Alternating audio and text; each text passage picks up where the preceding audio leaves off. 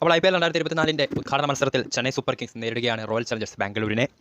എന്നാൽ ഫിക്സേഴ്സ് വന്നതിന് ശേഷം ബാംഗ്ലൂർ ആരാധകർക്ക് വീണ്ടും ചർച്ചകളിൽ മുഴുകിയിരിക്കുന്ന ഒരു കാര്യം തന്നെയാണ് ചെന്നൈയിലെ ചെപ്പോക്ക് സ്റ്റേഡിയം. ശരിക്കും ബാംഗ്ലൂരിനെ സംബന്ധിച്ച് ദൗർഭാഗ്യങ്ങളുടെ മണ്ണാണ് ചെന്നൈയിലെ ചെപ്പോക്ക്. ചെന്നൈ സൂപ്പർ കിങ്സിനെതിരെ വളരെ മോശം റെക്കോർഡ് തന്നെയാണ് ചെന്നൈയുടെ ഹോം ഗ്രൗണ്ടായ ചെപ്പോക്ക് സ്റ്റേഡിയത്തിൽ ബാംഗ്ലൂർ റോയൽ ചലഞ്ചേഴ്സിന് സ്വന്തമാക്കാനായിട്ടുള്ളത്. 31 മത്സരങ്ങളാണ് IPL ചരിത്രത്തിൽ ഇരു ടീമുകളും മുഖാമുഖം വന്നിട്ടുള്ളത്. 20 എണ്ണം ചെന്നൈ സൂപ്പർ കിങ്സ് വിജയിച്ചപ്പോൾ 10 മാത്രമായിരുന്നു ബാംഗ്ലൂരിന് വിജയം. ഒരു മത്സരം നോ റിസൾട്ട് ആയിരുന്നു.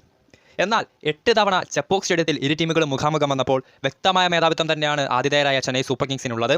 2008 ആദ്യ IPLന്റെ ആദ്യ സീസണിൽ പ്രഥമ സീസണിൽ ചെന്നൈയെ ചെപ്പോക്ക് സ്റ്റേഡിയത്തിൽ പരാജയപ്പെടുത്തിയ ശേഷം പിന്നീട് അങ്ങോട്ട് ഒരു മത്സരം പോലും ചെപ്പോക്കിൽ വിജയിക്കാൻ ബാംഗ്ലൂരിന് സാധിച്ചിട്ടില്ല. 2008 ചെന്നൈ സൂപ്പർ കിങ്സിനെ അവരുടെ തട്ടകമായ ചെപ്പോക്കിൽ വീഴ്ത്തിയതിനു ശേഷം തുടർച്ചയായ 7 മത്സരങ്ങളിലായിരുന്നു ചെപ്പോക്കിൽ ചെന്നൈ സൂപ്പർ കിങ്സിനെതിരെ ബാംഗ്ലൂർ റോയൽ ചലഞ്ചേഴ്സ് തോൽവി ഏറ്റുവാങ്ങിയത്.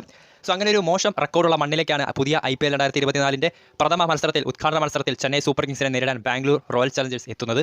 മോശം റെക്കോർഡുകൾ തിരുത്തി എഴുതാൻ ബാംഗ്ലൂരിൻ്റെ വീരന്മാർ ഇറങ്ങുമ്പോൾ നിലവിലെ ചാമ്പ്യന്മാരായ ചെന്നൈ സൂപ്പർ കിങ്സ് അട്ടിമറി വിജയത്തോടെ സീസണ് തുടക്കം കുറിക്കുമോ? കാത്തിരുന്ന് തന്നെ കാണാം. March 22 big day is waiting. Chennai Super Kings versus Royal Challengers Bangalore from Chepauk stadium.